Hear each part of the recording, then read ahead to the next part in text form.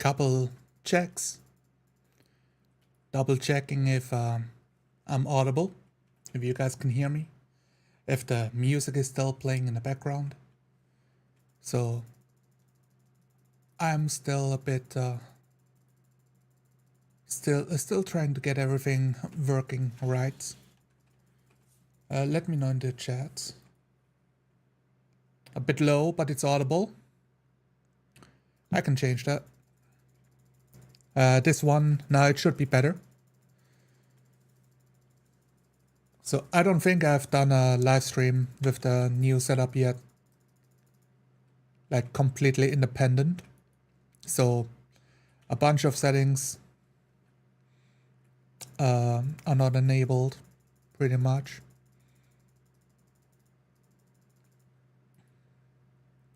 So I just kind of have to figure it out as we go along.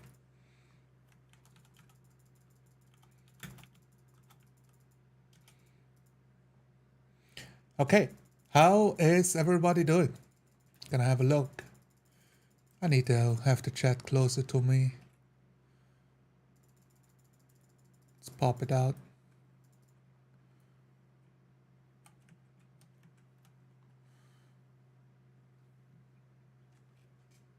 Wait, did I have the...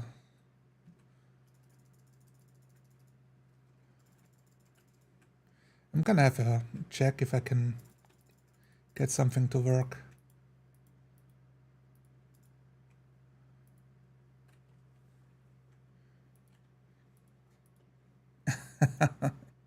Because I see I have like I should be able to show when people are talking.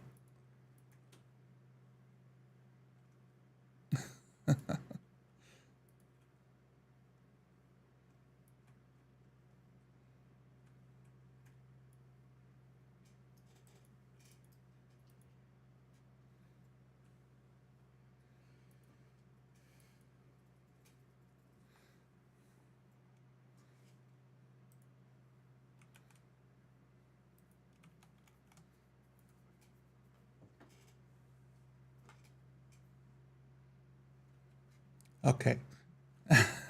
I've tried something and it is not working.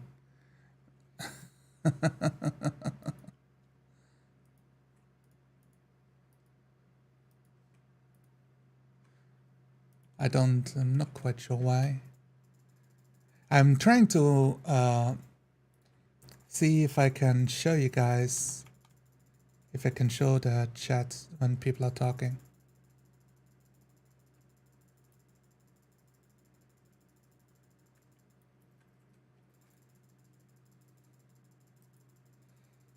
All right, double checking. Hello. Making sandwiches. Comfy stream. Conway's here. There's no audio yet. I should have. It's good to know that that there's some bugs to figure out. Audible confirmed. No music. A bit low but audible. Much better now. All right, good to know. The hand that touches the beacon has returned. Sleep well.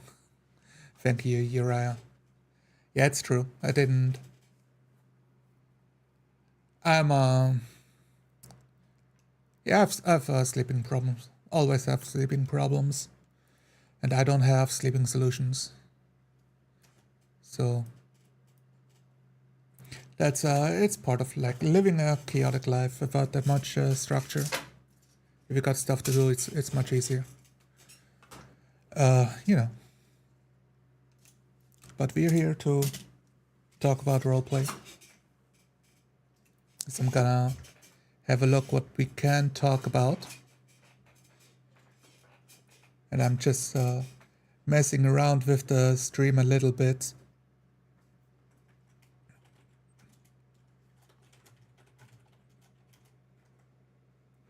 So I can hear music, but you guys cannot. So it's gonna be just for me alone. Yeah, okay. Well, the chat is working, so let's go into it. Hello, Daryl. Thanks for joining.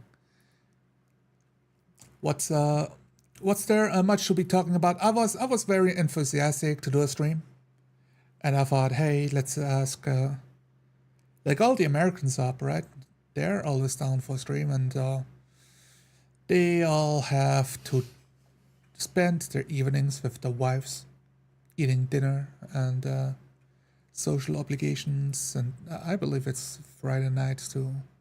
Yeah, it's Friday night for America, so everybody's busy, and I have no time for little old me, so that's how it is. So let's talk about it. I had a inspiring conversation today on the Discord, in the 4D Discord, right? And as we do, we talk about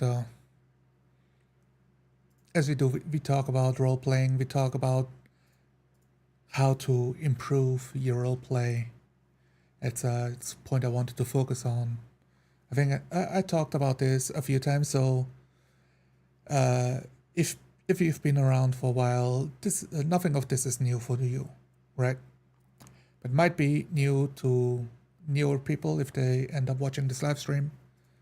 That is to like focus on the role play in the role playing game itself, right? Don't get distracted by the bells and whistles. Don't get distracted by the systems and the rules. Role playing, and especially 4D role play, is more of a philosophy, right? And the conversation came out of like reading some people talking about World of Darkness, that they see people try out World of Darkness, a game that promises a storytelling experience, more of a story to explore, and then the players that play it experience it by building their characters, making them very powerful, mechanically speaking. And so they play it like a fighting board game, like a Dungeons and Dragons game, like a very classic approach. And that got me thinking, and it got me typing to explain that you don't just have to change the game you're playing, you have to change the philosophy of how you're playing. Right? I'm gonna try to hide my face so that I stop looking at myself. So if I look like at my screen like this, it looks like I'm not looking at you guys. Gonna try to fix that. So let me know if you understand what I mean, chat. It's not just about changing the role-playing game you play.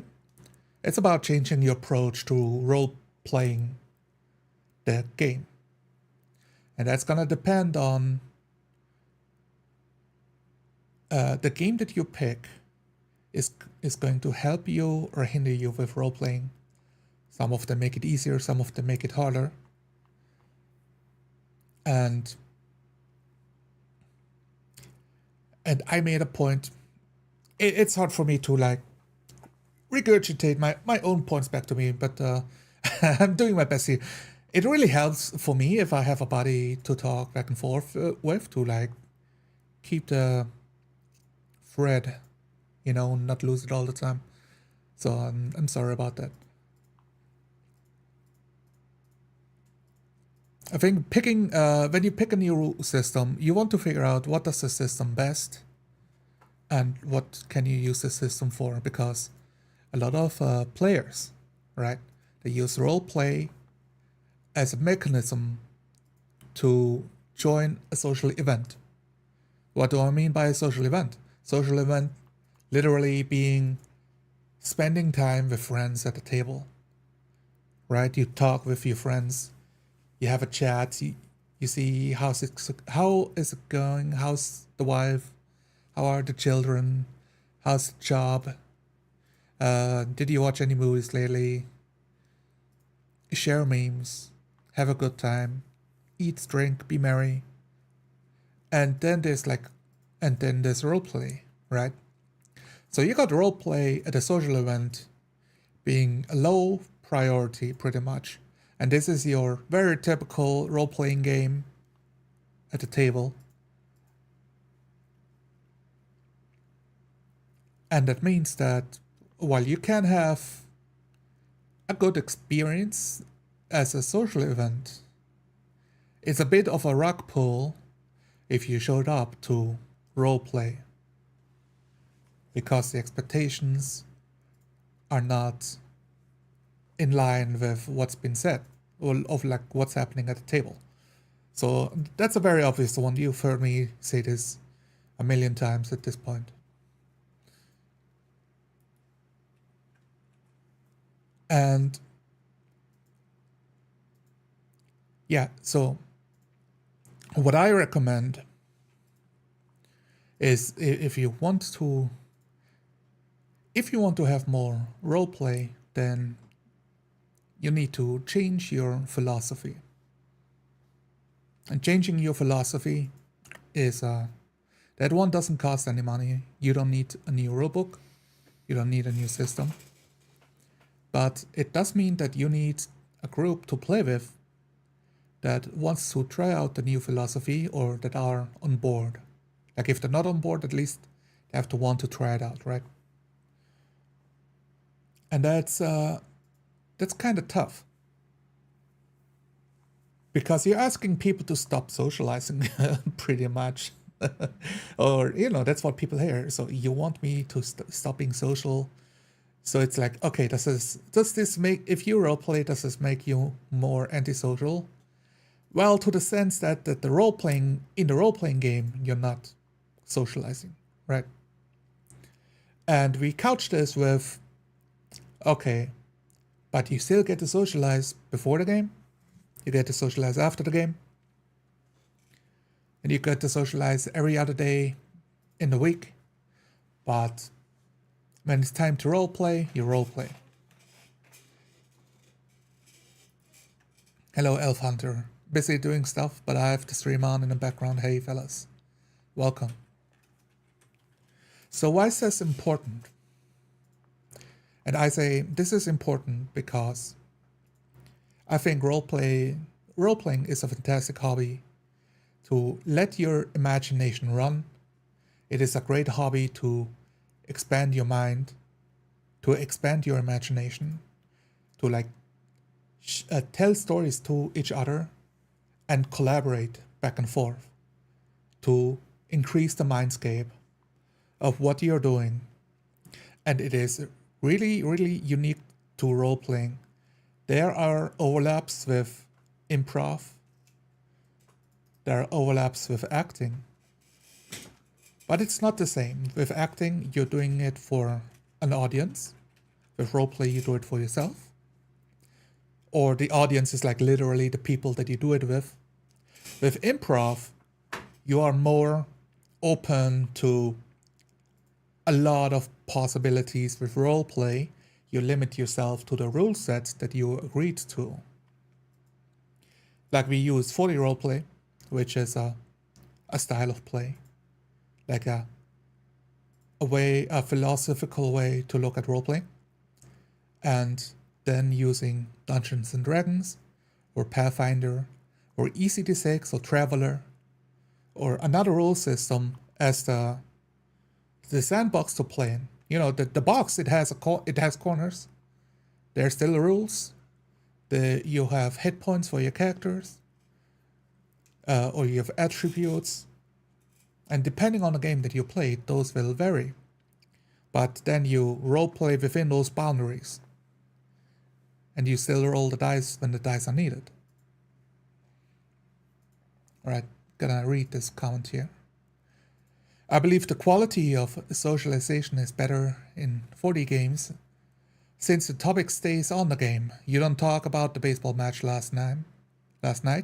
You often talk and reminisce about the game. Yeah, I agree with that. Let's see if I can.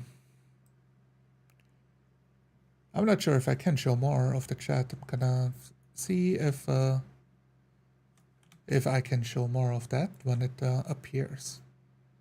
But yeah, absolutely.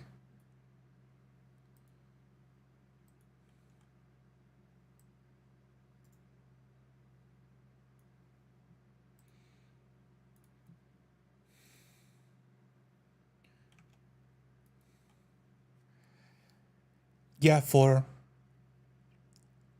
Daryl Everett.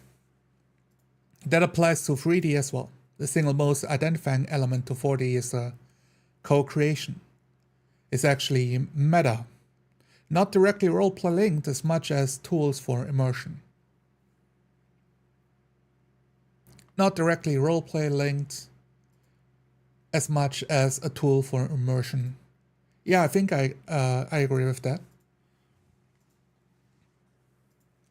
The 3D being, this is to roleplay in character, to experience the world as you are and interact with the world.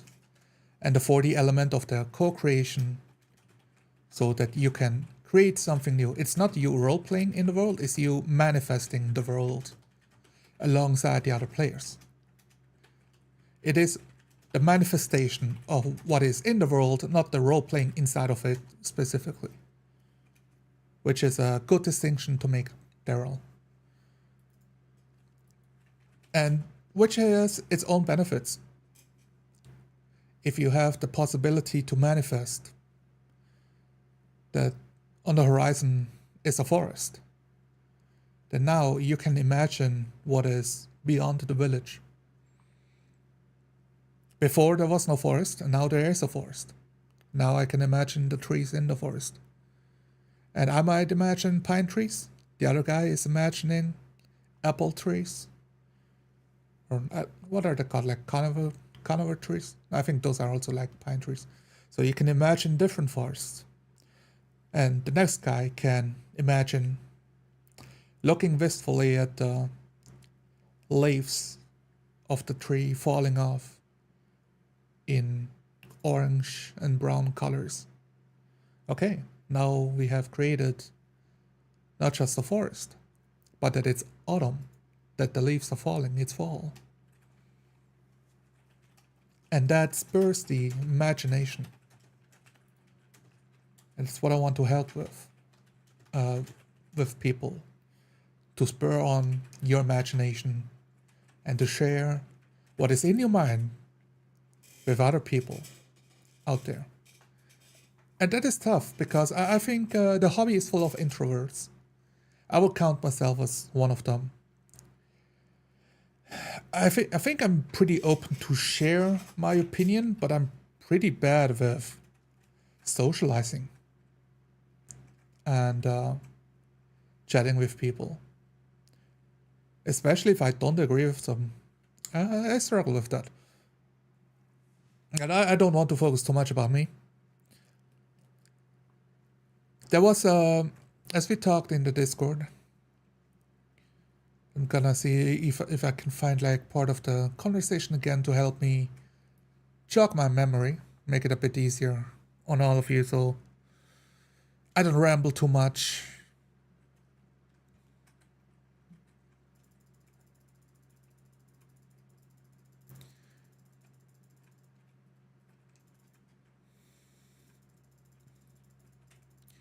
So yeah, I'm definitely just looking around in the Discord for what my point was.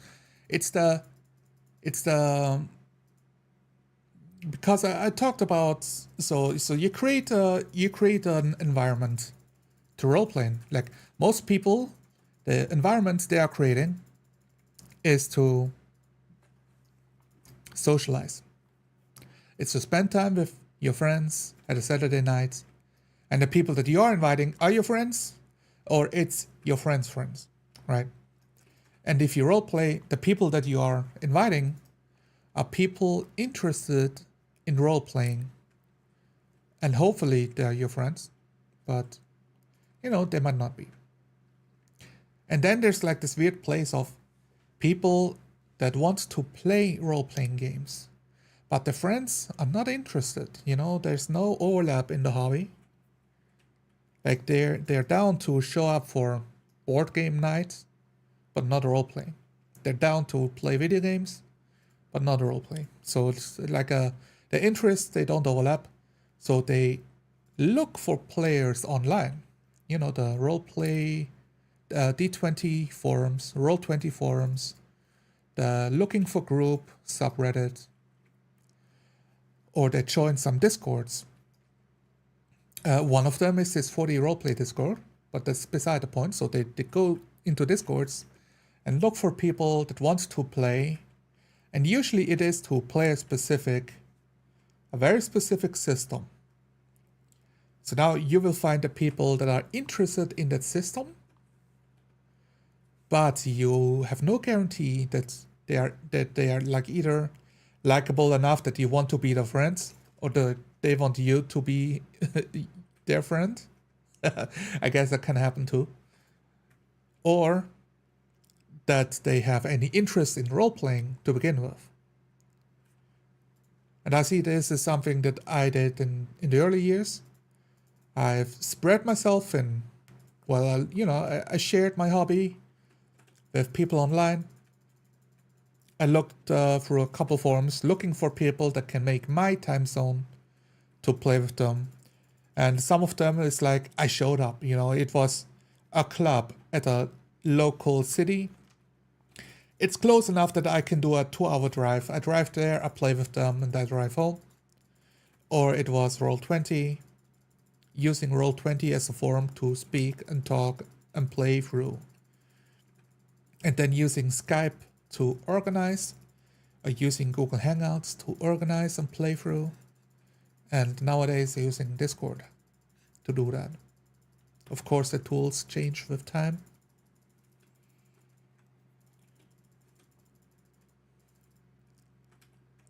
But still, when you look for players and you want to roleplay, the next guy, he's interested in reaching level 9. The other guy's like, he is interested in finishing the quests. Last guy, he's interested in making enough money to buy a plate armor. Those are not the same interests. You want to unite around the point of role-playing so that you can dig into the deep immersion that a role-playing game can offer, which is separate from any other hobby.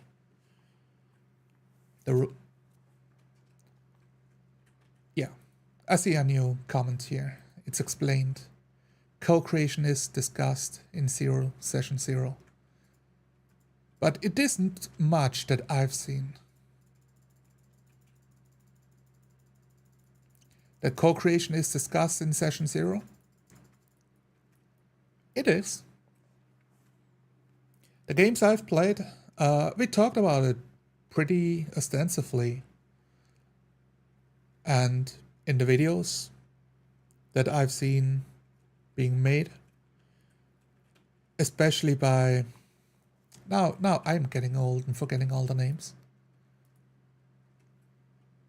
28mm RPG, he very much talks about the knowns and the unknowns. And it is the knowns that the players are allowed to co-create in and establish in the world. And then they establish the unknowns, especially like for the tables that 28mm RPG plays in. Establishing the unknowns of what can the player not know, or what are they not allowed to touch. And that is an interesting thing to think about. Also talking with your players what they are not allowed to touch, so that the game master can give them a surprise. As an example, I will give an example. I will read your comment first here. Daryl again. I have contemplated numerous ways to co-create that there is much room for exploration. Yes, I agree. So one of the things that we've done as an example for my Pathfinder game that I'm playing in as a player, is I can co-create a lot about my culture of my dwarf, of where he is from, of what kind of cultural background has been established. What I cannot co-create is the culture of the local towns. The kingdoms are very much static and established in Pathfinder. And we are going by the setting that has been established. So it's on the low side for co-creation, because we are using an established setting, so it's more incumbent on us to get to know the setting and work inside the setting, and then we co-create elements that make sense inside the setting. One thing I have co-created, which is it's my favorite example, it's a go-to, I talk about it way too much on the Discord. It's establishing that we go to a bar. My dwarf has to wash off. He's very dirty, long travel times, hasn't had a bath in years, pretty sure at this point. And he gets a chance. And when it's my time to describe a scene, to take a turn, I do describe him sitting on a three-legged stool at a dim moonlight with a few candles illuminating his surroundings, washing his naked body. And the co-creation there being the bathroom, the stool, the wet rag, the moonlight, the candles. Now those are very much tiny elements. But every element is important to spark your imagination, to spark the imagination of the players on your table, to get a visual representation in their mind, right? Because if you leave those details out, it's a void. And the players have to interpret something that fills the void. So co-creation is a very natural step to fill those gaps in for the game master. And this is very much specifically designed to avoid the moments of, oh, there can be a cool scene, but you stop yourself and you ask the game masters, are there candles in the bathroom that I can light so that I can see? And then the game master stops and thinks, and it's like, yes, there are candles, or no, but there's an oil lamp. Oh, there's a candelabra and the candelabra is lit. Because those moments lets the flow of the roleplay stop still to go to, the room inventory management of what is physically there in the moment. Which makes it painstaking to play. Another example of this problem happening is a stream or a video I did a few months ago about Gauntlet Runner, which is an interesting concept. I'm gonna look up, I want to tell you the name of the guy that ran it. I very much like how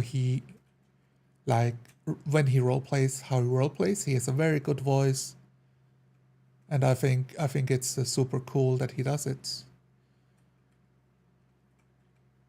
It might take me a while to actually find this. You guys know who I'm talking about. Esper the Bard. There we go. Captain Conway was faster than me. Esper the Bard. And the whole concept of the Gauntlet Runner being that you are at the start of this mega dungeon to go on a gauntlet for glory, gold, guts and glory, basically. And he sets up this scenario in the world, like the people that live there are bought into this. It's dangerous, it's daring, it's like running a marathon, not everybody can do it, but if you do it, it's awesome. Except it's also a blood sport, since people can and will die. And he sets up the scene perfectly. The cleric gives him the spiel of this quest, that if he is ready, he may go down the stairs into the dungeon. And the cleric has 2 bodyguards with him too, so pretty much so that the players don't fucking mess with him. They're not supposed to do stuff outside the gauntlets. They should go inside the gauntlet. And the first action that the player in that moment called Professor DM, which I like him as a person, but as a role player, his first action was ask the game masters, do I have any torches? That's what I'm talking about. Why would you stop this beautifully illustrated scene set up by the game master? It took him 5 minutes to set up, but I accept that it's the start of a game. You have to set up something. And the first thing you do as a player is give away your agency back to the Game Master to tell you if you have any torches. And you have to ask yourself, do you need the Game Master to hold your hand? Right? That's my question. Do you need him to hold your hand? Probably not. Do you have any torches with you? Well, you chose to go on the gauntlet. So you probably packed your bare minimum of provisions to succeed. Or did you not? You can think about it. Well, my character was probably drunk out of his mind. And somebody else signed him up. And he just showed up. There's no clue what's happening. Except for what the cleric just said right now. What the Game Master just explained at that moment. So then you also know he has no torches. There you go. So do not ask the Game Masters for permission. Just roleplay. Goro Machima of D&D Tube. I do not understand this reference, Nicholas. I don't get it. All right. Yeah, that's a point. Daryl Harrod. One fantastic example I saw was Uriah describing the death effects of the dwarf in Draw Steel. Very cool, but was probably out of bounds. Why was it out of bounds, Daryl? You tell me. If a dwarf dies and turns into stone, what gives you the impression that the player is not allowed to do that? I would say in 9 times out of 10 that he was creating lore. Exactly. Which is a good thing. 9 times out of 10, let your players fill the void. In the 10th case, right, where you already had an idea, but your players came up with something that kind of ruins a big plot point that you were working towards, that has been established, like especially something that has been established, and now the new thing that the players are creating is contradicting that, then it's a good time to correct what is happening at the table. It could be that this dwarven clan, they turn to stone, and other dwarves do not. That is when you can elaborate in finer details or veto it out. But I advise against it. Why? I advise against it because most game masters, their problem is that they want all of the control, or to be more clear, that they are uncomfortable with the players coming up with the lore on the spot. Most likely because you already spent 200 hours writing that lore and like establishing that universe and writing it all out. Now, the players in that specific game, it was very clear it's a one-shot. It's very clear they are guests playing at that YouTuber stream. It was very clear they will not return to this world or to this lore, and it will have no lasting consequences because it's not a 100-session Giga campaign.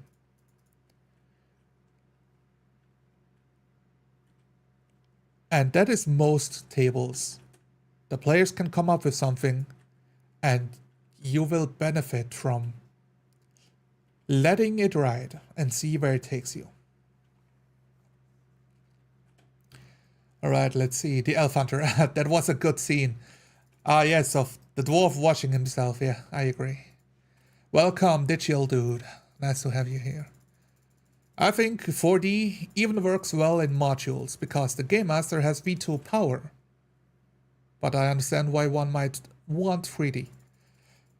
Yes, that's to the point to our Pathfinder game. We branded it as a 3D role-playing game because we established there is a already established setting, and we will work from that. And our focus is going to be on role playing within Galarian, and the focus is on role playing within Pathfinder, which is hard. Pathfinder is more complicated than Dungeons and Dragons. There are more levers to pull, you know, no knobs to turn, so to say. So there's a bigger load on the mental faculties to make sure that all the mechanics, that you know of all the mechanics that you need to know for your character. Like martial mechanics, how you interact with the world, how you do lore checks. Especially since we roleplay very often without rolling initiative whatsoever. So to keep those things straight, it helps that like we don't need that is enough of a challenge that we don't need to like challenge ourselves on top of that to co-create the whole world as well.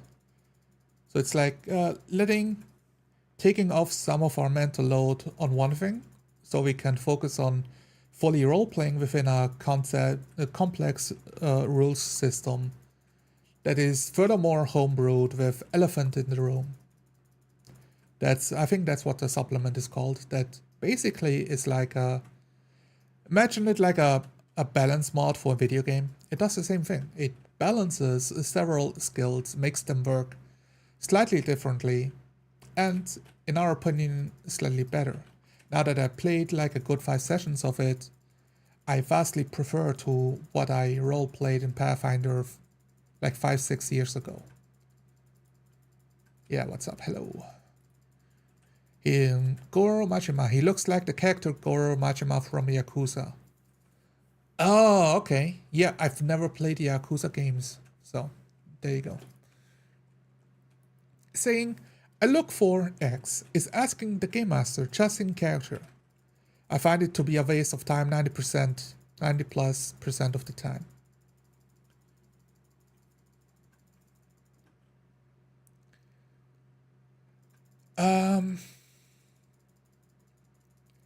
I'm trying to think about this. You think it's like a waste of time 90% of the time? Yes and no. I think it's good because, hey, I look for Torch. That's great. The game master knows what you're doing, but you are doing it in character, right? But it's a waste of the time most of the time. I agree in the sense of most of the time you can just imagine a torch being there. Or you can imagine, well, maybe there's no torch lit, but I brought torches with me. So I pull out a torch and I light it on fire at the entrance. So I agree with that. Welcome, Calvin. Thank you for joining. Nice to have you here. Yeah, maybe I'll try Pathfinder one of these days. I think you're pretty committed to Mithras, so I'm not sure if it's good for you to try out two heavy, complex rule systems at the same time. I definitely think you should do one or the other and focus on system mastery of one so that you can then focus on roleplay. And if you want to choose another role-playing system because it's like too complex or you cannot find as many players to play with you, then focus on a rules light system to roleplay in so that you can shift the focus on role-playing, on solely role-playing itself and not have to worry about learning a new fucking Bible, pretty much.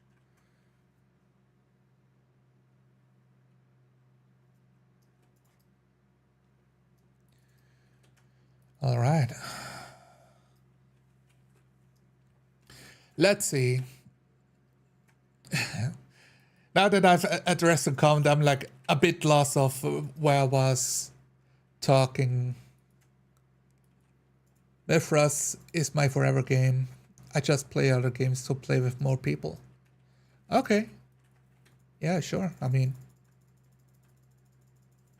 if you say so. Don't feel the need to like say, oh, I'm a forever GM, or this is my forever game. You're not bound to the games you play. They are not your identity. And I recommend to not make them your identity. Let them, if you enjoy them, enjoy them. And if you enjoy them a lot, yeah, of course, like, you know, purchase more of their product, support the developers, play with more people. That's all good. Alright, system mastery of Pathfinder seems like a lot of lore learning. Well, by definition, the system mastery is the mastery of the system itself, not the lore. Because you can absolutely play Pathfinder without knowing the lore whatsoever. But lore is included, and for me, I just approach the lore one session at a time. I take what the Game Master is establishing, and if I had fun, and if I'm excited for the game, then I go to check. Then I go and check on the Wikipedias. What is known about this city? What is known about this kingdom? What is known about an area? And I just go for like rough overviews. So I have an imagination of what I should be imagining.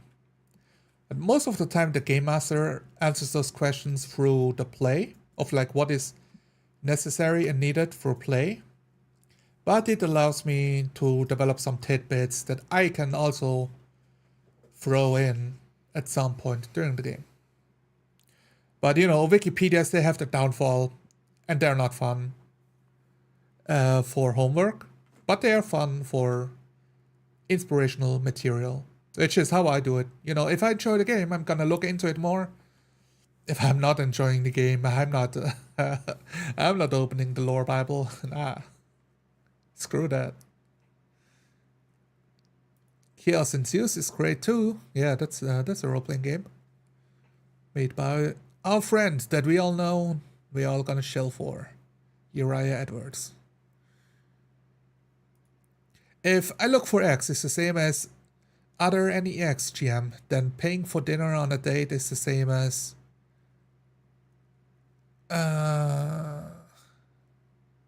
okay, I don't get it, Yakrub. I'm too stupid for that joke. I'm too much of a virgin. What can I say?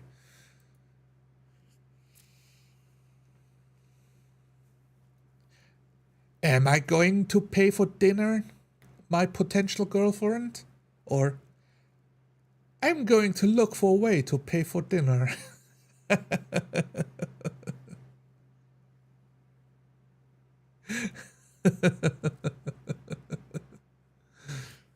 Yeah, absolutely.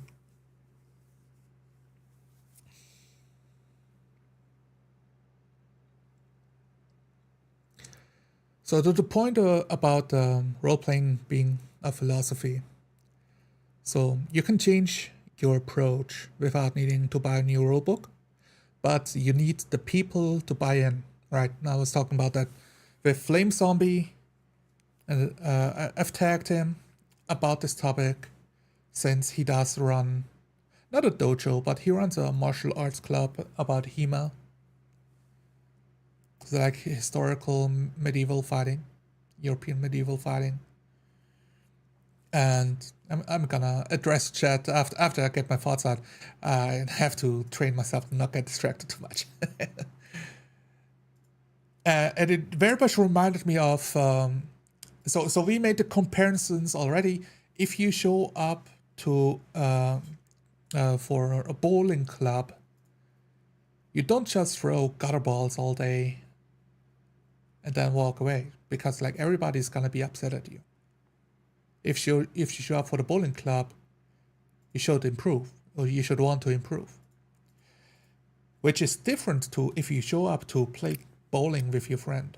In which case, yeah, you can throw all gutter balls all day because you just want to have an excuse to drink some beer and eat some candy without being judged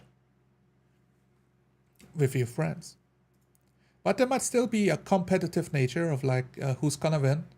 But the focus is not on who's gonna win. The focus is having a good time with your potential girlfriend, or with your de facto girlfriend, and with your friends that are all with you. And that's the difference. It's the same comparison with running a dojo, running a martial arts club, is you don't want to, if you're a teacher, you're ready to teach this martial art. You will have students show up and say, hey, I want to learn how to fight. And that's great. Like, yeah, I want to learn how to roleplay. Okay. A lot of people want to learn how to roleplay. A lot of people, they want to play more. I want to roleplay more. I want to fight more. I want to fight better. But not every student gets accepted, because it's also a burden on the master, on the teacher, on the sensei to convey that information. He needs to figure out, well, is that guy worth my time? Is he gonna listen to what I have to say? Is he disciplined? Will he show up on time? Will he question everything I say? Like, every single time I want to teach him something, he's gonna come up with, well, I have a better idea. Why don't you do this? Why don't you do that? I would say that is a problem I personally have. Like, I've never done anything martial arts related, but in other hobbies and in other interactions in life, I've always been the guy of, why don't you do it this? Why would you make it that way? This makes no sense. Like, questioning all the time. And that's, I can confirm, that is tiring. So if you, so people want to learn how to roleplay, but are they willing to change how to play? Are you willing to change your behaviors? Are you willing to put down your phone while you're role playing so that you're not looking at it, so that you're not fidgeting on it? Are you willing to close down Discord while role playing so you're not scanning for new messages and updates all the time? Close Twitter. Can you sit still and see nothing for 2 minutes?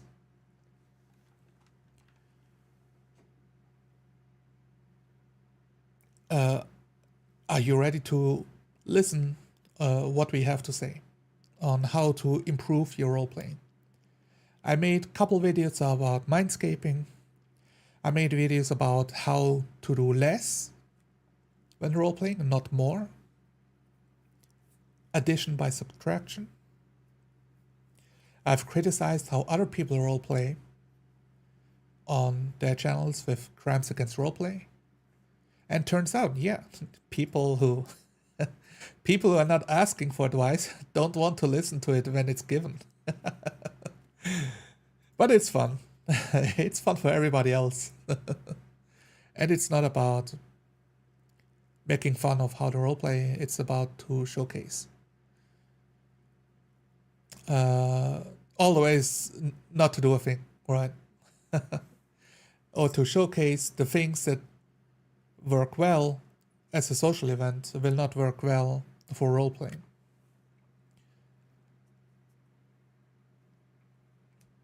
So if you're looking, the whole point to talk about this is if you're looking for players to 40 roleplay with, or to roleplay with more seriously, to get more out of the hobby, to have a richer experience and create more memories of the stories you are creating as a group with your players, then they need to buy in on the style of roleplay, on the philosophy behind it.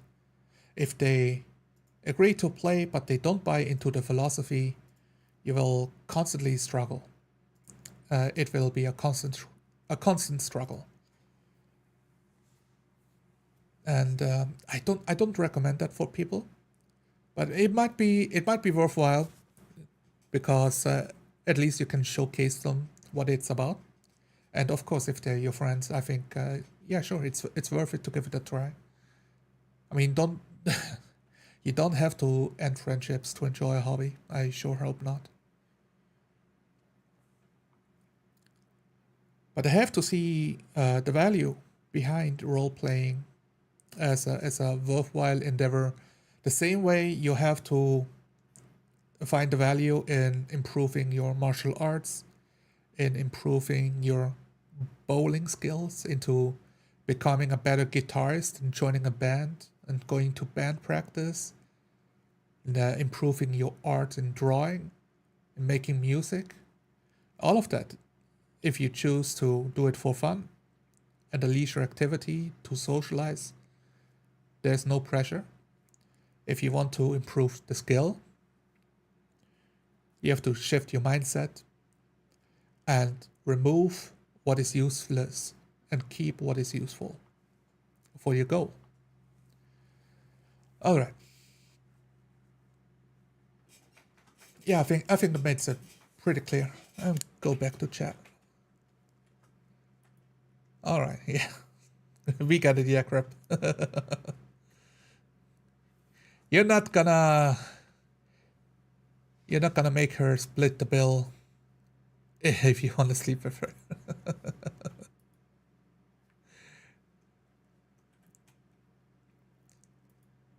I wouldn't say I look for X is the same as asking the GM directly. I guess I did imply that. Yeah, no worries. Me neither, but it's a more tactful way to say in character while asking for the Game Master consent. I really don't care about consent. Clip that. It's not that important to me. The consent is, I'm here and I give you 4 hours of my time to play a game. And in that game, I can do whatever is in my imagination. And we set rules to that. What system we're playing, what genre we're playing, what characters we're playing, the setting we are playing in.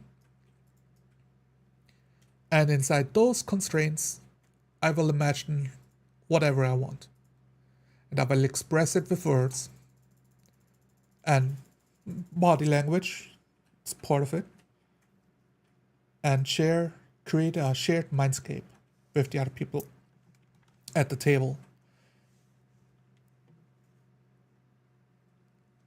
The GM's consent is already given the time he agrees to have you as a player at your table. So run with it until the session is over.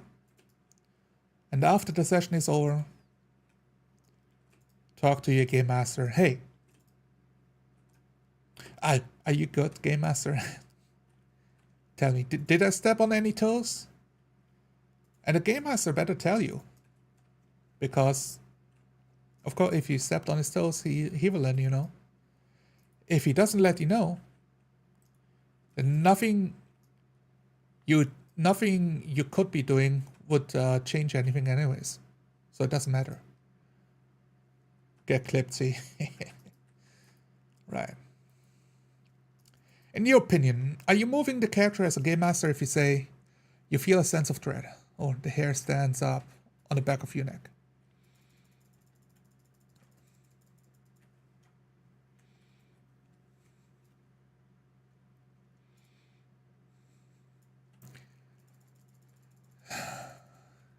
That's the feelings question. So those are 2 different elements. Definitely, so those are actually different. You feel a sense of dread is imposing a feeling onto the player's character, which I think should be up to the player to choose and express. But the hair stands up on the back of your neck is a physiological reaction, like I think that's the word, like a physical reaction of the player's character's body reacting to something happening in the world that is involuntary to the player. I think that is the difference I would make. It's the world imposing a reaction on the player's character. I think this is a great way to signal to the player like something bad is happening. it's better if you can describe something that will make the hairs stand up on the back of the player's character's neck.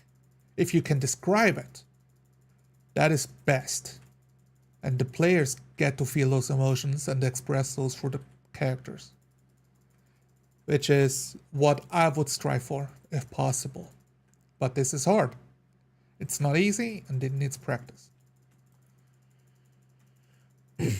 So, understand what people are teaching before waltzing in and professing how you do it. Yeah, that's a problem. Talked with Tyler about this on the Discord. Like having a student that does the malicious compliance of practicing, but always questioning what you're trying to teach them, of like martial arts moves. It's okay, good. If you're professing how you do it, then you should do those things and see how it plays out in real life. See how it plays out. And I say record your games, talk to your players, watch them back, and ask other people to watch your games and give you feedback. And the quality of feedback will vary of who you ask, right? So if you ask us, we will give you answers that are in line with 40 Roleplay, which are going to be, how much time are you wasting discussing some random fucking rule in the game that doesn't really matter to the situation? How much time is spent to roll up initiative? Right? How long does it take for a player to get a second turn? Is it 10 minutes? Is it 20 minutes? Is it an hour? All of those things have happened. How much controls do the players have in the world to interact and establish new things? How tight do you hold the control as a game master? And do you anchor the scenes and describe what is around the players? And do the players do the same? Do they actually use the literal words coming out of their mouth to say where they are, what they are doing, and not just talking in character, but saying where they are and what they're doing, describing their environment around them as a roleplay? Because those details are important to imagine the scene.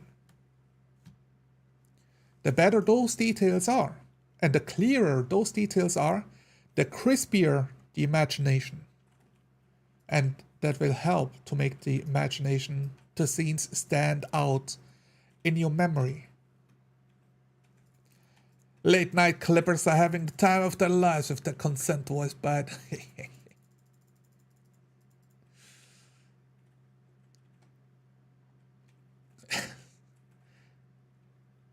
Well, I sure hope it doesn't bite me in the ass. We'll find out.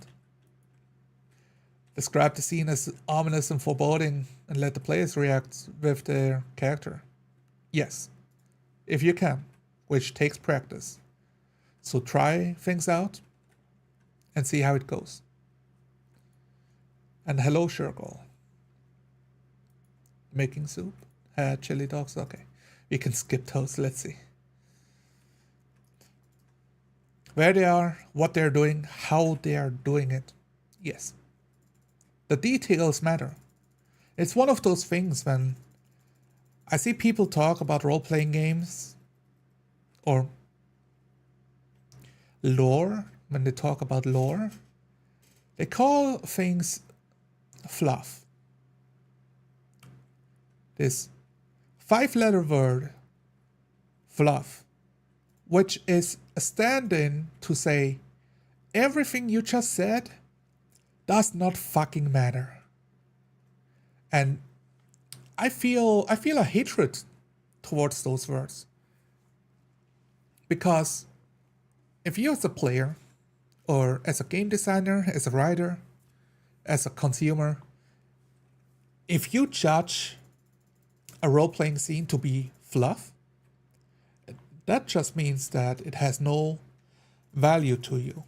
which means everything I value, you don't value. And that basically makes you my enemy when it comes to playing at a role-playing table. Yeah, I'm glad I'm not the only one that has a reaction. Coming back to the roots of role-playing with the stream, it's nice. Yeah. But fluff is used as a word. It's like a concept of like, oh, those things are... It's like a stand-in, you know? The details don't matter for the greater story structure of what the characters are doing. You know, their background of why they joined the adventure is fluff. Right? What's important is blah, blah, blah. It's like, oh, it's doing the quest. It's going to descend into Avernus and pull out the city of Eltril, unchain it from the literal shackles of hell, dragging it down to the 9th level, or the 1st level, depending on how you look at it, and get them out of there. But the character's backstory is fluff. I recommend if you're watching this and you use this word, what this implies is whatever you call fluff does not matter. But since it's a role-playing game, everything matters. Because it's what you roleplay that matters. It's not the adventure you go on, it's role-playing the adventure. Which I think is the key difference here. Maybe a morale and nerve check, let the character describe the failed effects. Because who voluntarily feels dread? Yes, physiological reaction was correct. Yes, I would say as a game master, it will still be, ultimately the player will have a better understanding of what their characters feel or don't feel. And that can be tough as a game master because now you're surrendering control to the players. That they will act like they are full of dread. Or if the character is Arnold Schwarzenegger, that they will not react full of dread. But both situations should inform the roleplay, should inform the character, should inform the scene. I would say that's scary because, hey, we've all been there, we've all played with players that we give them control and they do absolutely nothing with it. And that is a weakness of the player and should be pointed out as such. So at this point, I would rather talk about like, why did you not react strongly as your character?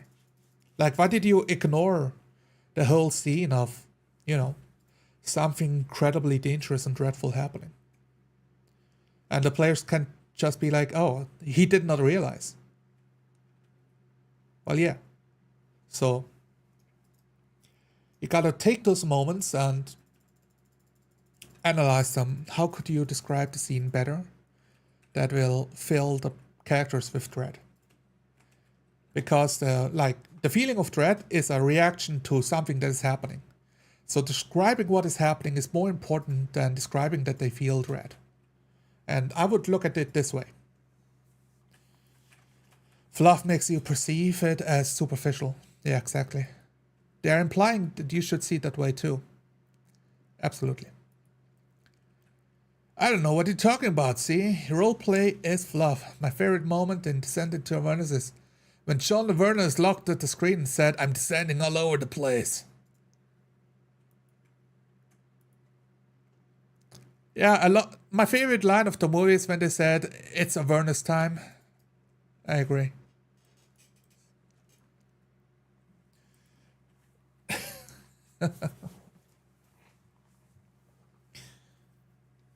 All right.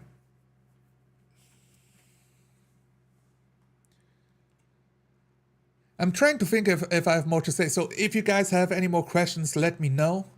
Otherwise, I might pivot to something else or close down the stream. We have been, let's see, it's been an hour. So I'm very happy that you guys showed up. And we got like 6-7 people here, and I'm very thankful that you're here to chat with me about roleplay. I hope to get more newer faces here. Like Shergel, thank you for showing up. But I'm super happy to see a lot of the old faces and ex-players, current players in here and from the community. I trust players to describe their characters, but passion, stress, sanity, etc. can help inform players. Ah, you're talking about those skills or attributes. Yeah, some rule sets do have it written down. Now, I haven't played with much of those. I think at most I have a little bit of experience with using Burning Wheel, which very much has like character traits listed, and you lean on the character traits to gain bonus dice to roll with. I believe that's how it works. It's been a while. But those character traits help you very much to imagine when you roll something, what's gonna influence it. It's like the stocky nature is a character trait. It's like his frightfulness is a character trait. And using those to influence how you roleplay the scene, to then have different dice to roll with. So I think those things help you to put your character into the scene. So yeah, they can help, but it's up to the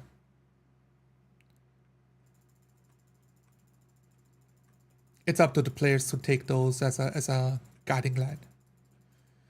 I never felt the need to rely on it too much, but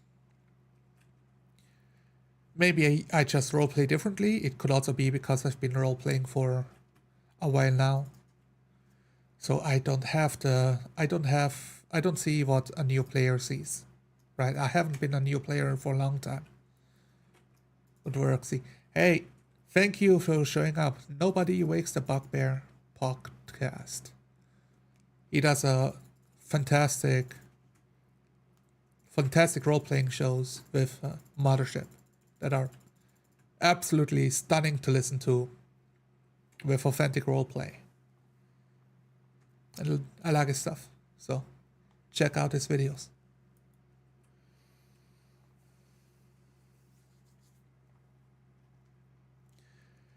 I'm not sure how much I want to pivot, but there was... it's been a while by now. Some people in chat will remember that Matt Colville released a video called Community. Matthew Colville, the creator of Draw Steel. And if not creator, certainly the figurehead, since it's his company, his community, his group building Draw Steel, which had trials and tribulations. It was smashing success on Kickstarter. And then after they made all the money on Kickstarter, they went back to revise even the most fundamental rules of how to even roll dice, which got them criticized pretty much because, hey, it's not their fault that the Kickstarter is like over 3 million of like people investing into the vision. Like the success, awesome for them. But to have no system in place, or like questioning the very basics of design philosophy of their own product, being a real bad thing, because it means like, okay, what did we invest money in? You guys are the developers. Was it all smokes and mirrors? And to their credit, they came out of that with a functional, playable role-playing game. Or to be more precise, like a tabletop adventure skirmish game.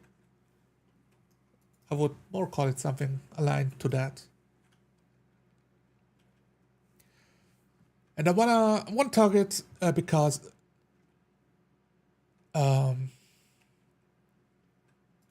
we don't really we haven't addressed it in a video recently.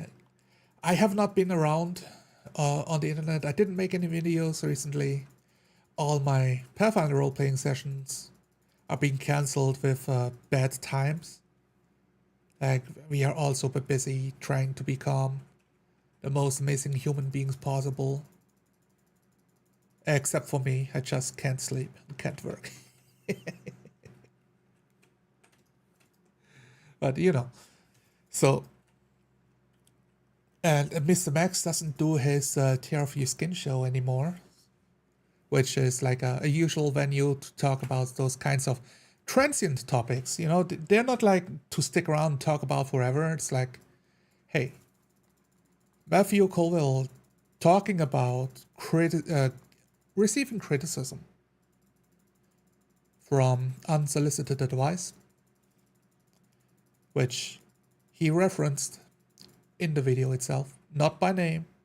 Said like, oh yeah, do not interact with people that send you unsolicited feedback. It's like, man, just, you can't just name the show. Okay, there's no harm done if you say the name. And there was a lot of talk about on Matthew's side, because he made the 1 hour YouTube video, and then he also made a follow-up stream. I did not watch the follow-up stream, but I did watch the video. And it made its rounds. We've been talking about this, and I liked a lot of his points that was made. So yeah, I figured it would be something interesting to talk about, like on the latter stage of this stream. So people who watch this part, they will have heard me talk about for a while, gotten a vibe for what I'm about. Okay, before I go into this, let's see. Elf Hunter, think of things less as training wheels and more like tools. It's part of the fun of the game. Oh yeah. About passions, stress, insanity, character traits. I agree. What is this? I'm kind of descending to awareness. Do you think the ones who bought in are still playing Draw Steel? I believe so. Although I will say I do not know. So I'm not part of the MCDM Discord anymore. I was like a few years ago, but I think I stopped like 2 years ago. It's just I never interacted there. So the people that would play Draw Steel, I don't know them. They're a mystery to me. Which makes it hard for me to talk about it. Because a big point from Matt Colville about community is that he has found this group of people that what they want to do is basically play like a revised D&D 4th edition role-playing game at a table with friends, basically.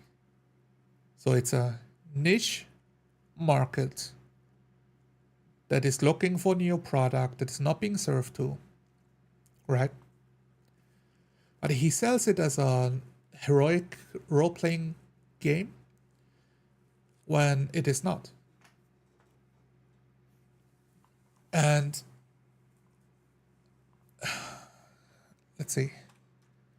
You find out a lot about a person by how they react when they are called out and criticized. Well, yeah.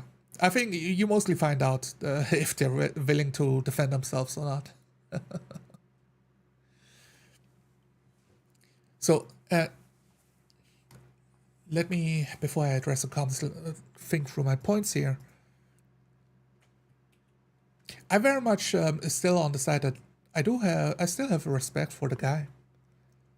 And I considered myself part of the community for a while, but I stopped role-playing the style that he's teaching. So, you know, I moved on from that Discord, and I did not participate. I did not pay for Patreon. I was not interested in his product, so there was no reason to interact with the community. I was more active while he was doing the Chain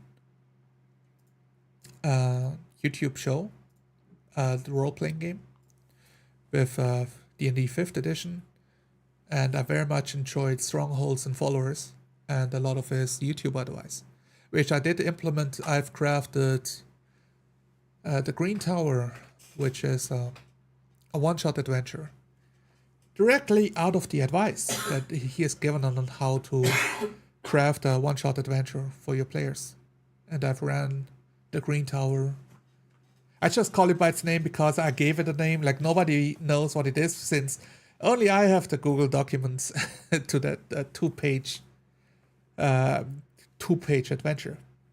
But that's it. It's like, it was easy, it was simple, and most importantly, it worked. But what it didn't do, it didn't make my parents roleplay. It didn't make my siblings roleplay. We had the box standard, normal D&D role-playing game session of where you talk about roles and you banter, and it's a social event, and which is also fun. But you cannot have immersive roleplay with that. Or to be more clearly, those moments immersive roleplay will be interrupted with the social gathering aspects of the playing the game with people. Okay, let's see. There's an interesting point about the whole Matt Colwell situation. I believe the 4D community is like pro-truth, as in we don't mind having a conversation about the objective realities of role-playing. Colwell seems to want a segregated part of the community where no such discussion is allowed, which is fine to him. He has pegged the roleplay adjective to his game. Yeah, that's a great point. That is one of my big issues with Macaulay's video. It's a lot of the things he says in the videos, I think I agree with. Let's go over some of his points first. It's he's there to serve his community because the people that like his stuff and that interact with it should be served first. And then there's also a separation of, but the people that also pay for his product should have higher priority. So they would get like the information first, but everybody in the community also gets the information. But if you're part of a Patreon or if you pay for a product, you get to get like the test PDFs, the variants, the lore tidbits. You get to see them first, and then the rest of the community gets to get it. So I think those things, those points are completely fine and reasonable. And he also talked about making yourself known in a community first before you try to sell your stuff. So don't just like leech off a community, but immerse yourself in the community, become a member, get to be known, and then you can share your projects. And the people who like you will look at your projects and give you feedback. And if they like it, they will let you know. If they don't like it, they will also let you know. But because you're part of the community, now you have good feedback to work with. And the big point of his was that there are people outside the community, which it is clear that he meant Crispy's stream, the unsolicited advice about his role-playing, about his Draw Steel sessions. And that you should not listen to unsolicited feedback from members outside the community.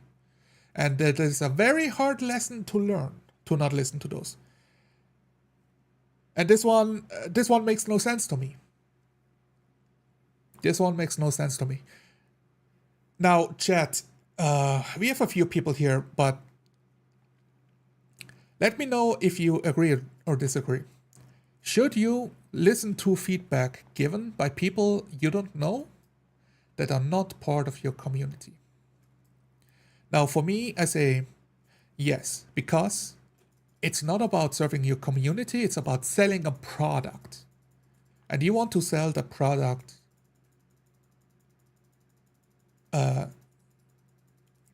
you want to please your core base that the product appeals to, and then you want to make sure that your product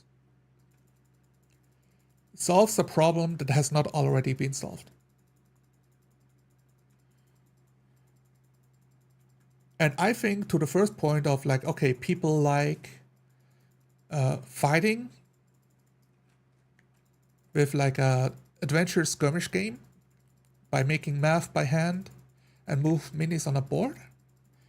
That does not appeal to me as a role player, but it has an appeal. It's not enough for me to spend money for, but the product advertises itself as a role-playing game. It's a heroic role-playing game, and I judge it on that merit. I've seen it being played, and I deem it does not achieve what it says on the tin. So there's like this weird switch happening of using advertisement to appeal to the massive role-playing game market, which is absolutely massive. Video games call themselves role-playing games all the time and have no business putting the words roleplay in the fucking game. Because in video games, role-playing games are synonymous with getting your flaming longsword plus free.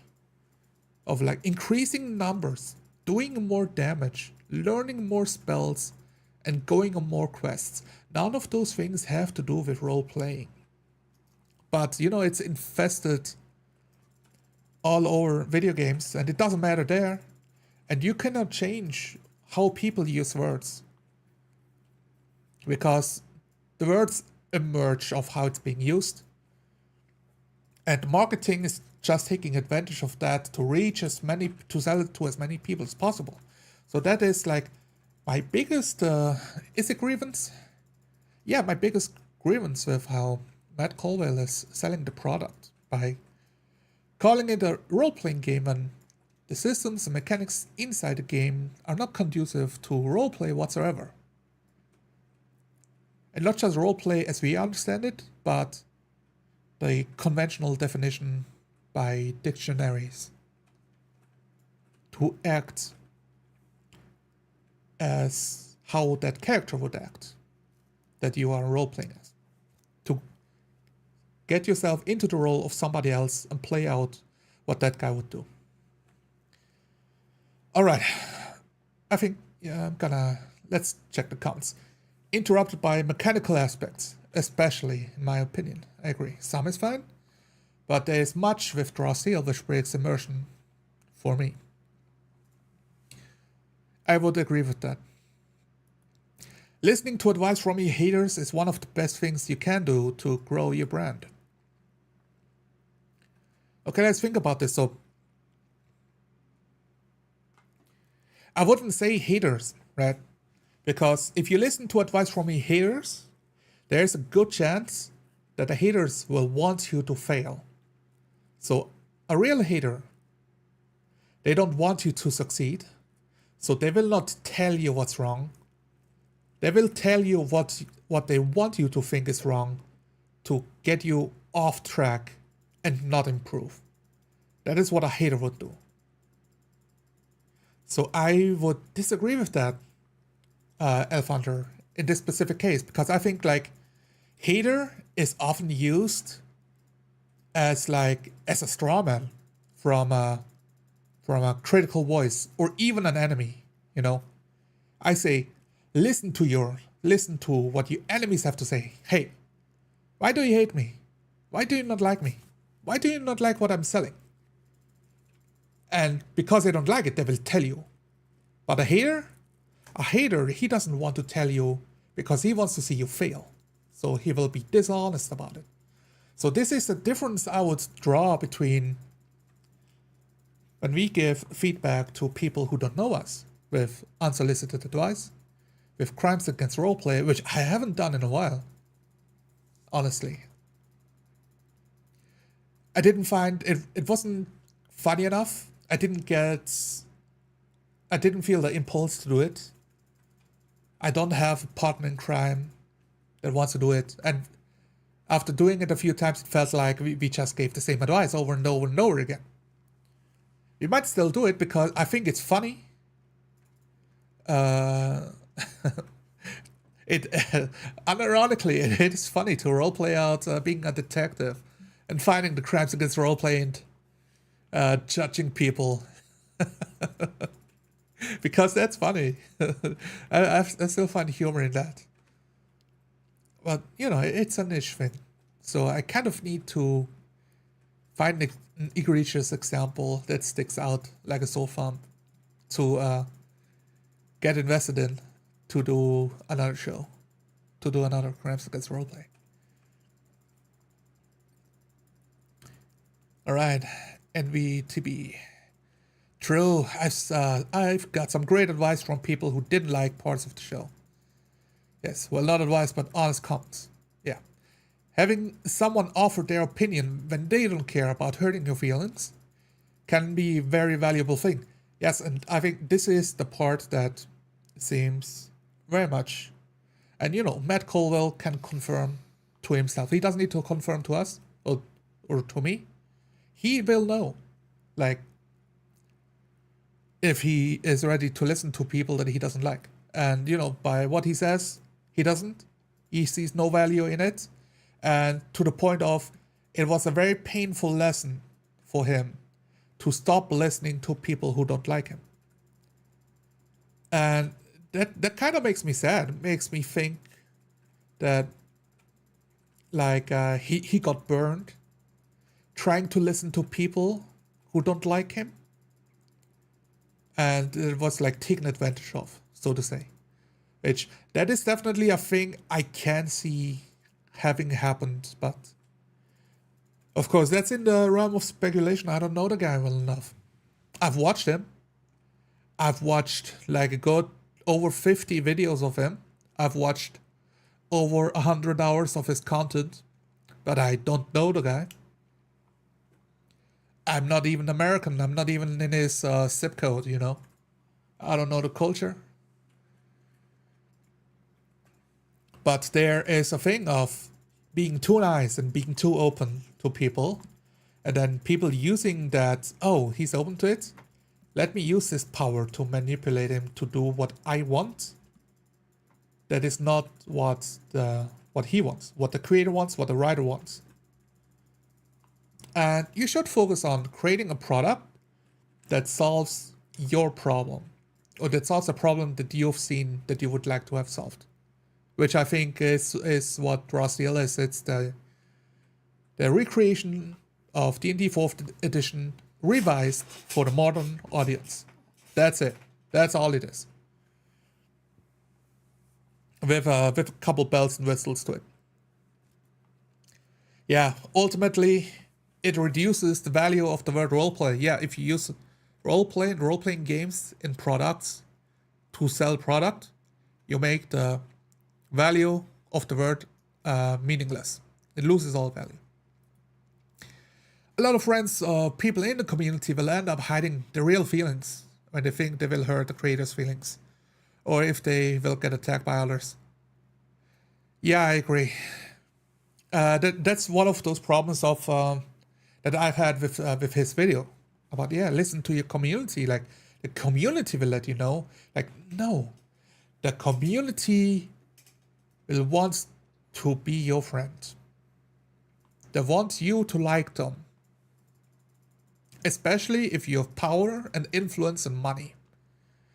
Especially then they want you to like them. It actually becomes much harder to keep the community honest and critical within the community, because it is, how do I say this? I'm not quite sure. Because voices of dissent and disagreements, if a community gets like big enough, they could get like weeded out and pushed out of the community. I remember like the first time Conway came into the Discord, he was arguing about the value of 4D roleplay to begin with, and why to even call it 4D roleplay in the first place. and, you know, like coming in hot with strong opinions, but then also allowing to talk about the topic with the people inside the community and learning, hey, people are willing to talk about it and listen to what you have to say and have a discussion. And that way you both make progress on moving each other. It's a thing, right? Like every time we talk, we influence each other, whether we want it or not. We influence each other to the point of, are we even willing to talk? Are we even willing to listen? If I'm not gonna talk to somebody if I think, hey, he doesn't care what I have to say. It's like, oh, okay, I move on, and I talk to somebody who will. I started the stream because I thought, hey, people might be interested in what I have to say about role playing. And for a moment, I was like, maybe I just shouldn't even bother booting up the stream because who cares? Who really cares? But I know, like, okay, at least one guy is gonna show up, and if one guy shows up, then it's good enough for me to share my opinion, and then we can go from there. And thanks for chat being here. I have a much easier time formalizing what I'm thinking. So thank you guys. I asked you for crimes against roleplay on my session. Then I realized I should critique my own, a la tweakers. Then again, in 4D, you pretty much do a tweakers at the end of every session. Yes. I didn't take the time to do it. I think I had time, but you know, having to sit down and listen for hours to somebody else's session, it's not very exciting. You guys will know, like, how many of you guys watch other people roleplay, like, for fun, as something that is fun to do? I listen to a lot of podcasts of people talking, and I usually talk to topics that are interesting to me. And when I've watched a lot of people roleplay, but I realized, hey, I watched the roleplay as part of the parasocial relationships of, hey, they're going on a journey, and because it's a stream, it's a show, I get to imagine that I'm going on the journey with them. And that is the fun part. But I'm not actually role-playing. So the biggest component I don't even get to experience. In retrospect, I did just barge in with a lot of strong opinions. That's just how I am. It feels like it was just yesterday and the community grew so much from that point. Yeah. It's been a while. Absolutely.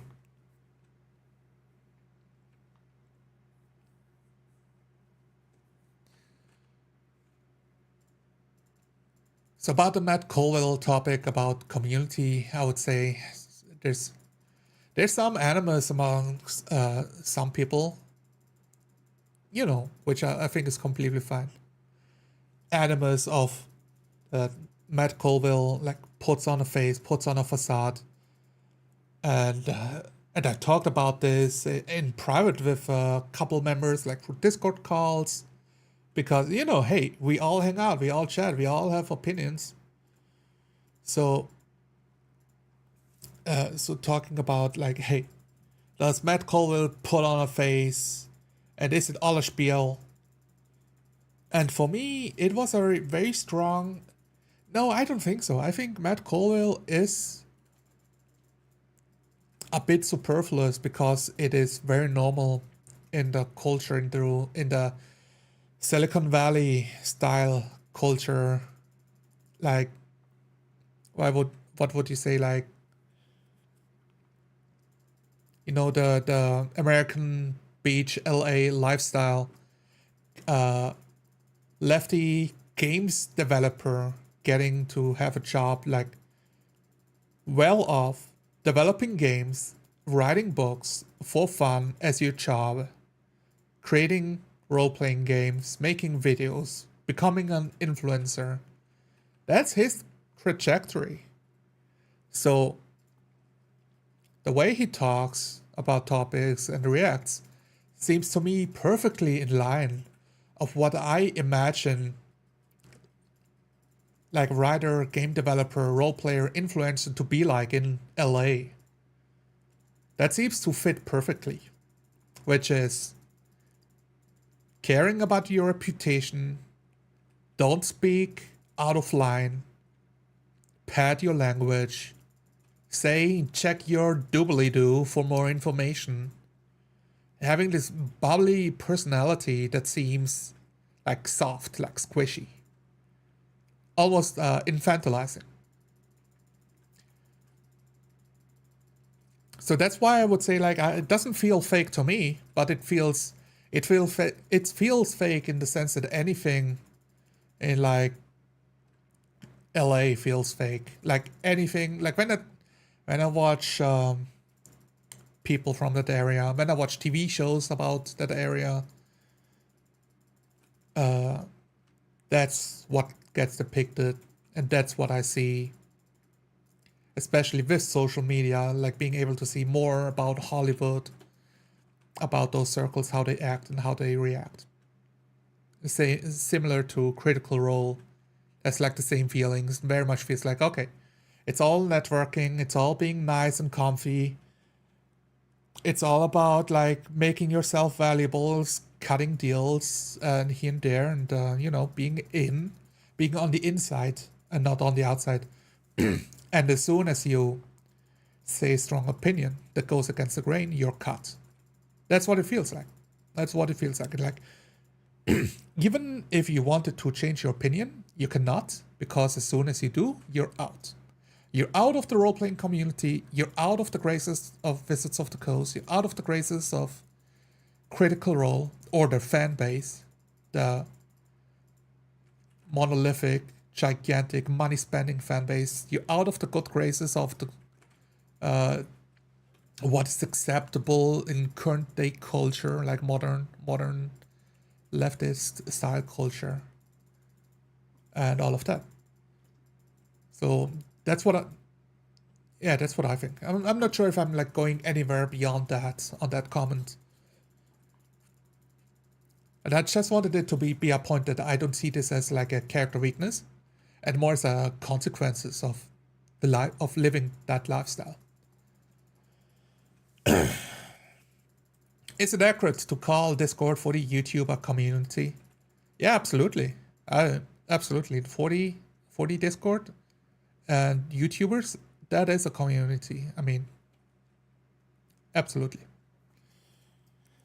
Because very much 28mm RPG worked very hard to make it a community. Mr. Max doing his tear off your skin, allowing people to voice their opinions on stream, to join in, which is how I got in. Changed the dynamic of like watching a couple streamers talk about role playing to joining a community. That was a big shift.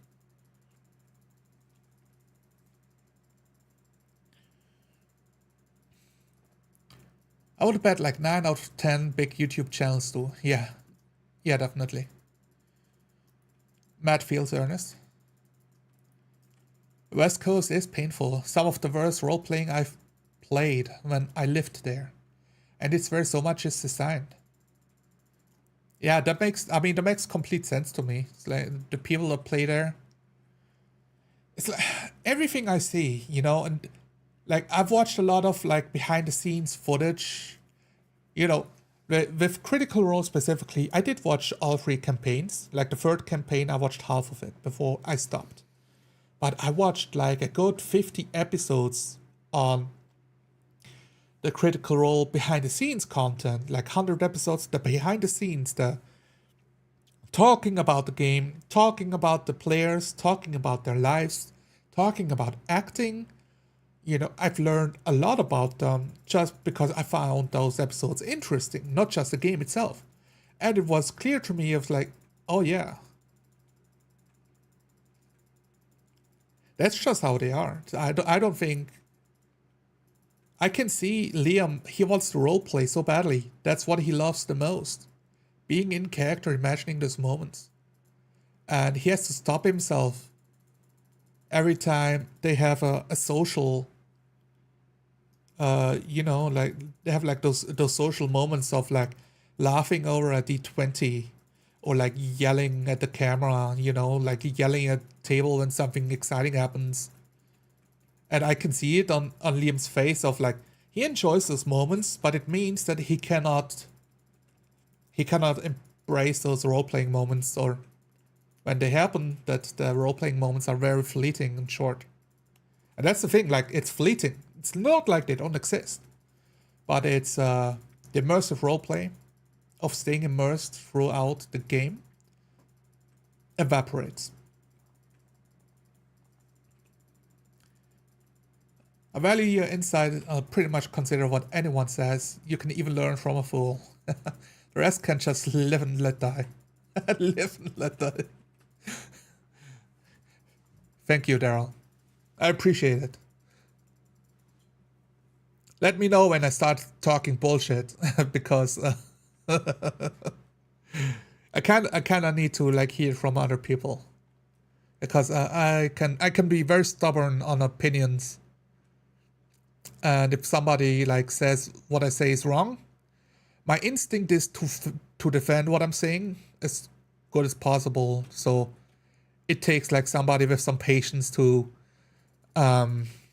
dismantle my ideas so I can get around to what you think. Just to give you a tip. Exactly. Trying not to step on toes in any game. Yeah, that's very much LA. People giving you weird looks anytime you describe stabbing someone in a D&D game with swords and stuff. You're funny. Yeah, it's both true and also true. It's like, okay, they're giving you weird looks because you're role playing. It's not the stabbing part that's the problem. It's like, why do you act this way?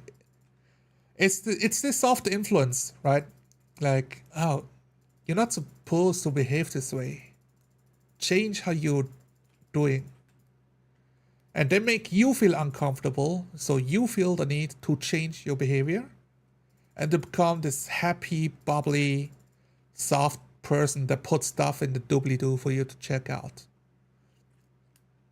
Right, and this is how you create Matt Colvilles in the world, pretty much. Evil is relative, motherfuckers, when they are face to face with metropolitan San Fran elites. Yeah.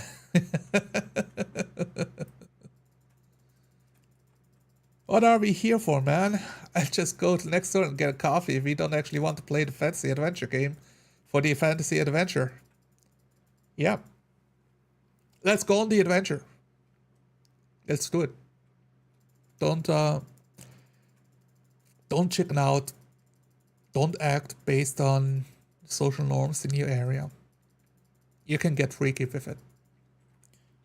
Now, don't do anything illegal. If you do something illegal, don't do it on the stream.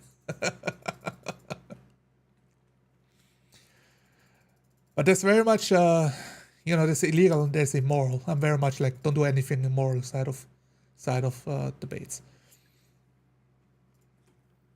So if you want to go on an adventure, go. You don't need the permission of your friends to do it. But you do have to find people that want the same thing as you. And you have to find them, since everybody doesn't want to stand out, you have to go looking. And, you have to send a bad signal, which is what 4D roleplay is. I4D, which means I stay in character. I don't talk out of character. I don't talk bullshit. I'm not going to make fun of your character's super long, fantastical, funny name. I will treat it seriously as a thing that is in the world. And if it's a super long, funny, gnomish name, then I will accept this as a reality of gnome culture. And maybe it's funny for my character because my character is not a gnome and he finds it funny. In which case, it's in character. I do try to make friends in the Discord. I enjoy it. Yeah. There's It's both a joy and a danger. Make friends wherever you go, both Discords and real life. But do not let, I would say, because we can only have interact with so many people, don't let like people in a small Discord take over your life. Focus on the people that you can meet that live in your area. Because they are more likely to show up when you are in trouble. Pretty much. It's much harder to do over the internet. You know, I would have loved to show up for Tyler's wedding, give him something for the wedding, but I've absolutely no idea how to do it from the other side of the world. No idea how to like give anything appropriate through the internet. Especially since Tyler doesn't do PayPal. That's just an example that comes to my mind. I'm sorry, Tyler. I didn't mean to call you out or anything like that. Don't mind me. I live near Portland. It's hard to find players. Yeah, I feel you. Always enjoying the conversation. Yeah. And you have to codify all of that first so you can tell people what it even is that you want to do. What do you mean by codify? Oh, like what you want to do, that you want to roleplay? Yes, there's no clear language. Hey, I want to roleplay. People have a completely different idea depending on who you talk to. They hear a role-playing game and they think of like The Legends of Zelda. Oh yeah, a role-playing game like The Legends of Zelda. They're gonna go into a dungeon, beat a boss, like solve some puzzles, beat up a big-ass boss with a red glowing butt, which is a weak spot, to stab a bunch of times until he dies. Then we're gonna grab his loot and go out and do the next one. It's like, no, there's more to roleplay than that. You know, Link had the choice to stay with his childhood friend with the green hair, which is a ever-living child, Kokiri, or to marry a princess, or to stay with a farm girl with a very nice figure, and no other bachelors in the area for competition, or to be with a fish princess, which is also a princess, with a bad attitude. It's like there's so many role-playing potentials in that game.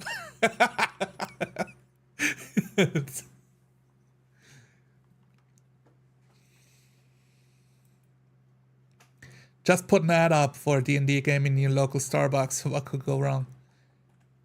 I mean, I guess, I don't know.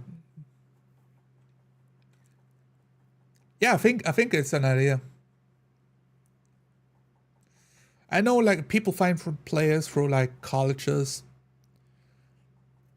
Definitely like take advantage of local game stores to find players. Like put out ads, ask around.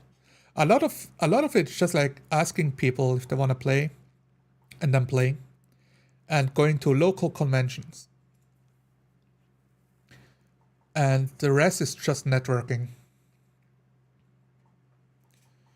And you know, if you find people that you like, play with them. And if you find players that join up, weed out who is interested in role playing and who is more interested in the social gathering.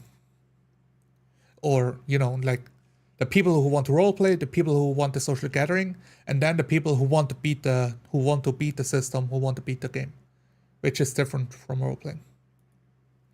What I gathered is that C wants a role-playing scenario where he can get with several different princesses and a wholesome farmer girl.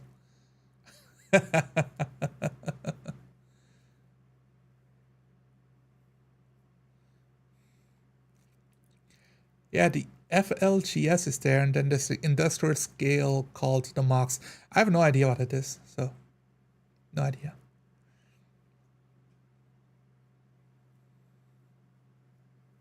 I never thought of the RP potential before. Gonna put more live interests in my game.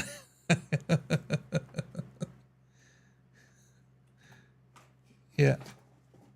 Oh, all the card games. Yeah, yeah, totally. Favorite local game store. Yeah, absolutely.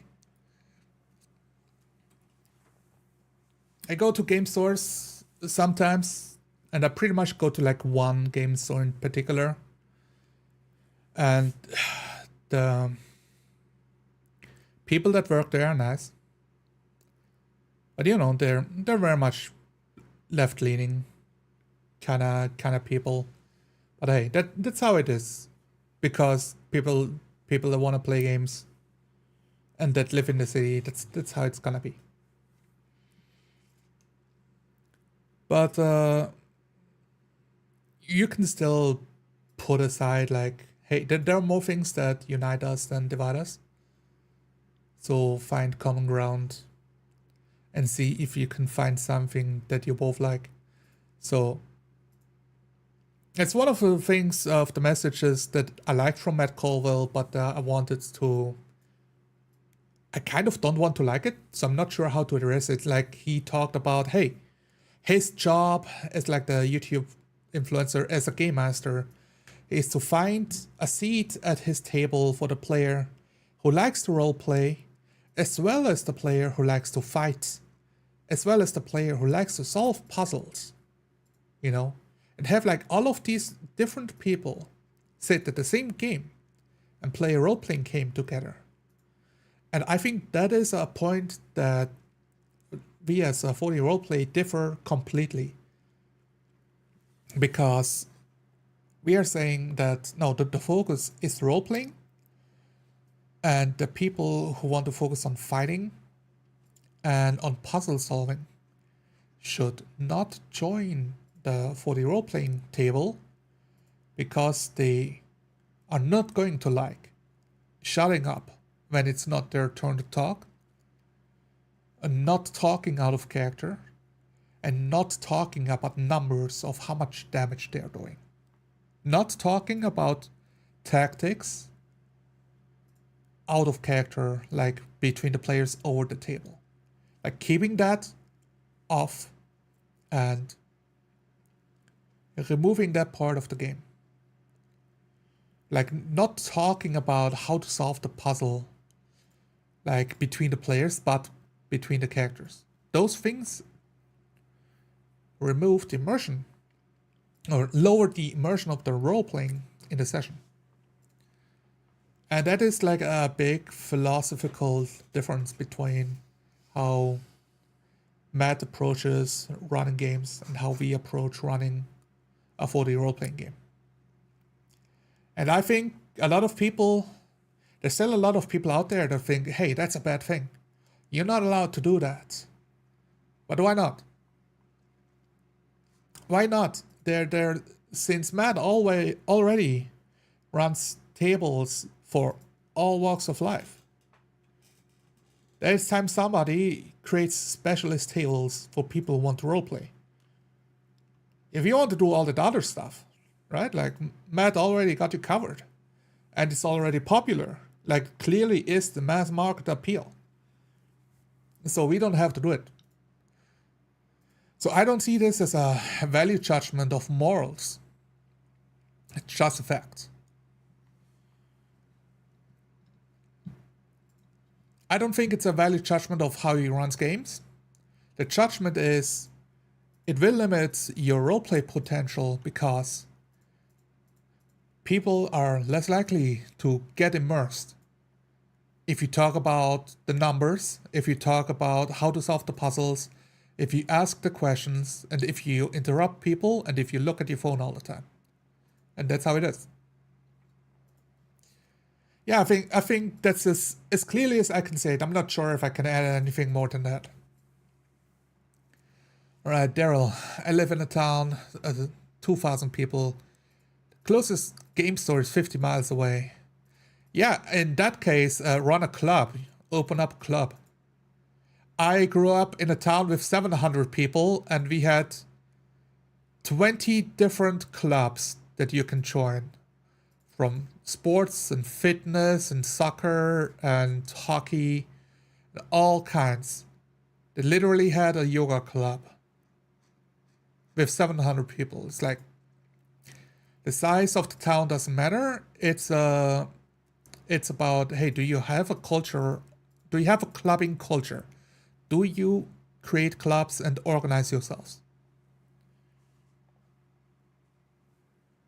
So yeah, you can run your own roleplay club as an excuse to meet up and play games with, and go that route.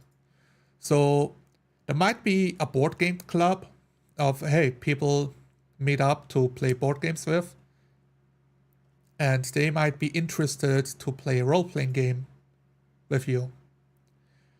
Or like a Magic the Gathering club where people, they like cards and they like fantasy. And there's some overlap there, so you might be able to get some people that like fantasy to roleplay in a fantasy world. Or a book club, people of like an imagination, and lots of women that show up and reading a book that might be interested in role-playing out dramatic scenarios between people and staying in character. Those are some ideas. I'm not sure if they will work for you, but they are certainly ideas that you could try out.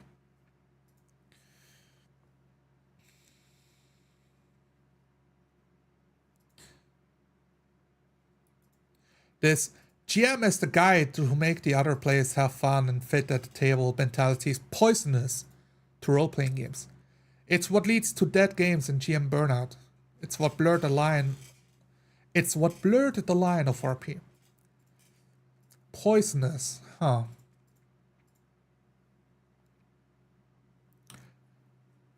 I agree that it leads to GM burnout. I agree it leads to dead games. Because if you try to satisfy everybody, somebody's always going to complain. And if you shift your focus, the other guy's going to complain. In the end, nobody will be satisfied. And if you try to satisfy everybody, you will not be satisfied and burn out. And the games will stop. So it's a mentality that works in the short term for a few sessions, but will burn you out eventually.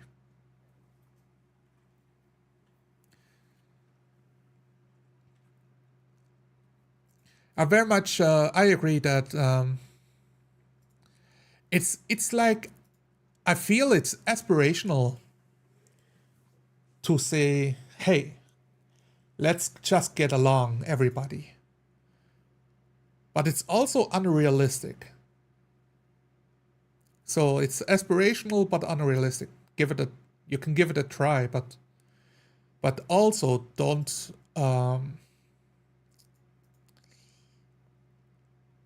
ignore reality when somebody complains, hey, I'm not enjoying the game too much.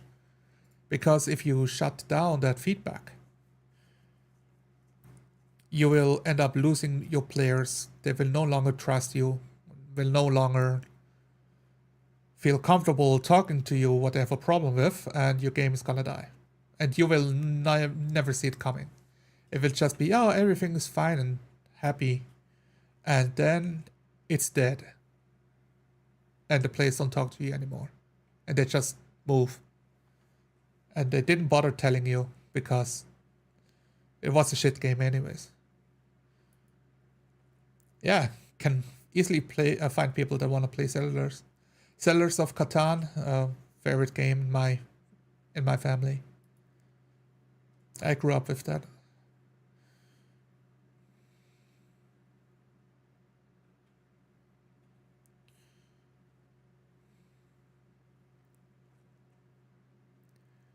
Oh yeah, Conway also recommending like getting to know people in your hometown. It's cozy when you get to know everyone. I mean, if those people are also nice people. I guess there's definitely small towns out there where people are just kind of crazy or assholes or not well off. But you can also get a much stronger sense of community and camaraderie living in the same area and only be a few people that live there.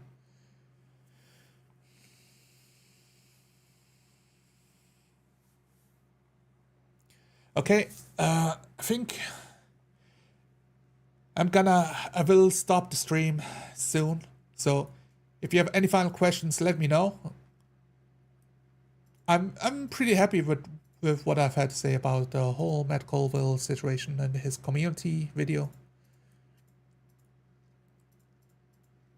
If I have more things to say, then if I do have more things to say, I will make a video on it to keep my points concise and short. But I'm pretty happy with how it went. Was a great stream. Yeah, thank you, Elf Hunter. I'm still looking forward to playing the Pathfinder game, A Dragon's Demand, and Roleplay Telash some more. My Dwarven Monk. We had a lot of cancelled sessions, but hey, people are trying to become doctors out here and having 3 different jobs, juggling bills, paying taxes, living the life, being married, changing jobs. And of course, I just live on the other side of the world, so that makes organizing anything difficult. I've been role playing much less since that game is on a break until we can find time again to meet up again. And just playing lots of video games. So I got interested in vintage story, so I'm enjoying like hardcore survival in the video games. Interested in, I've been playing Arc Raiders nonstop. Just scavenging, collecting, extraction shooter, shooting robots, shooting other players. Alright. Yeah, Dean shows up in the last minute. Hope stream went well. It would have been better if you were here. Like a spurned lover. Yeah, I haven't had the time as well. After the 20th, things should be... Oh, the 20th. Okay, should be much better for you. I really want to get back into demanding dragons. And I'm so down to get spit roasted by a dragon. To get flambéed. If that's how I'm gonna go, it's how I'm gonna go. I'm ready for it. I had ideas for like role-playing seeds I wanted to see. And now it's been like 5 weeks and all of those ideas are up in the winds. They disappeared, so I have to get back into playing to like reignite those ideas and see what can be played out. And, I'm very happy I got to roleplay Uriah's Ultimate No Prep Challenge a couple of weeks ago for the European stream, where I got to be the god, Chaos God of Change, Cyrex, the Twisting Whisper. And he was such a joy to roleplay. And it just, and those games prove to me over and over and over again that you don't need all of that prep. You don't need to keep DM fiats in your back pockets. You don't need to have like established lore that your players have to follow. You can just unleash the chaos, let your players run with their ideas and, shoot from the hip as a game master. And let chaos ensue. And have a lot of fun. Alright. With those words, I'm gonna leave you guys. Good night, everybody.